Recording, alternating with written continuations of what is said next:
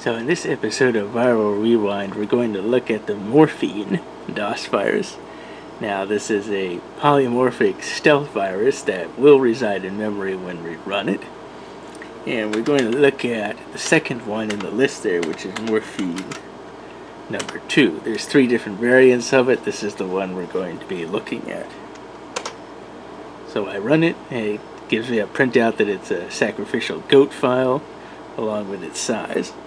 Now, there was a brief pause there because what it did is it infected the command.com because it has a payload that we're going to see that runs every time the system tries to boot up when it loads that infected command.com. So that's why we had a pause there.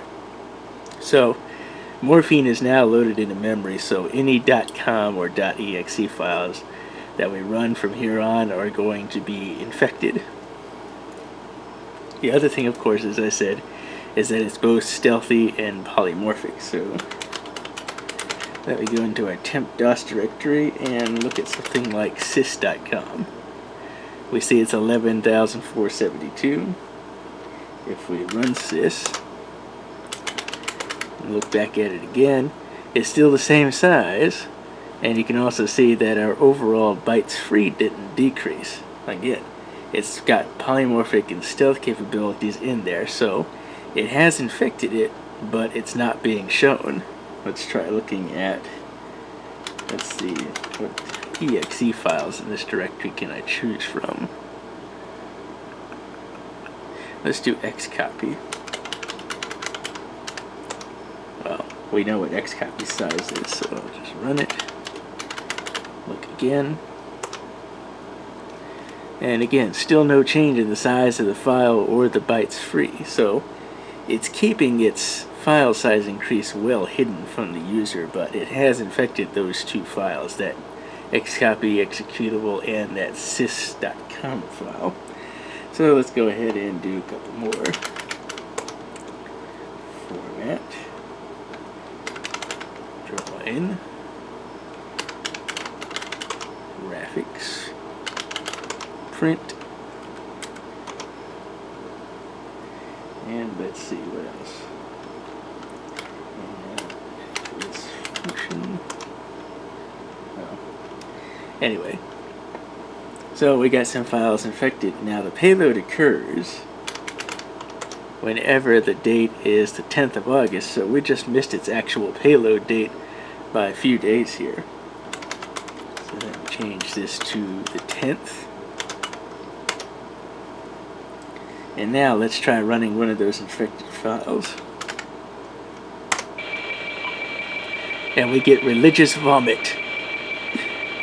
Morphine-A virus 0.6.4, and we get this droning sound through the internal speaker and this graphic with the upside down cross and what apparently is supposed to be blood slowly running down the screen here.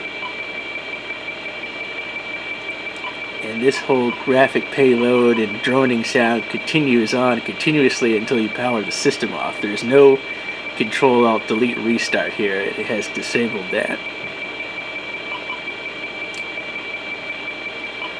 And by the time that this gets to about down here where the cross is, it's actually going to start blending together. The text will go red, the sound will kind of all mix together.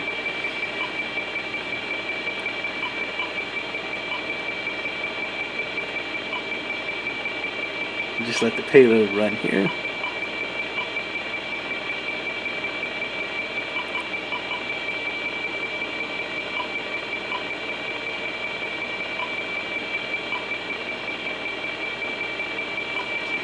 Bring that out just a little bit. There we go.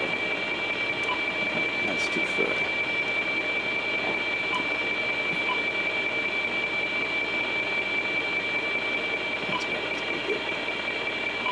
Okay, it's getting close, so it should start blending together here shortly.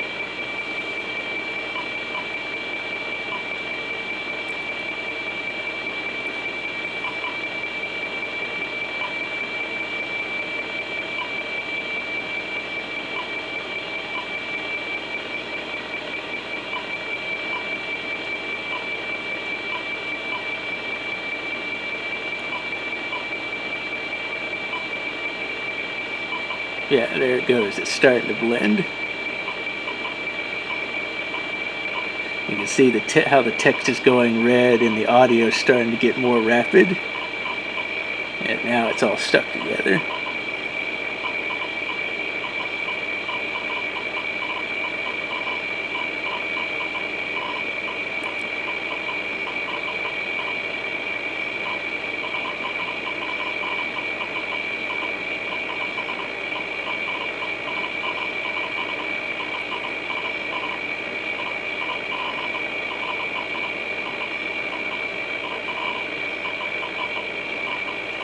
And as I said, this payload will continue on until you power the system off. You can press CTRL-ALT-DEL all you want, and all the keys. It's not going to make any difference. So power off the system here.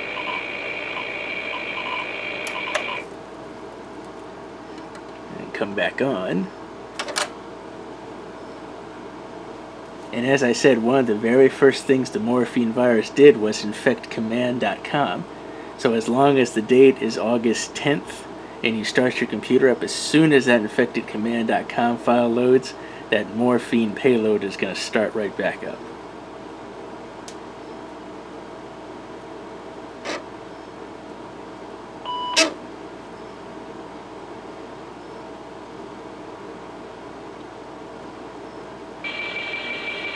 And here we are back with the payload again.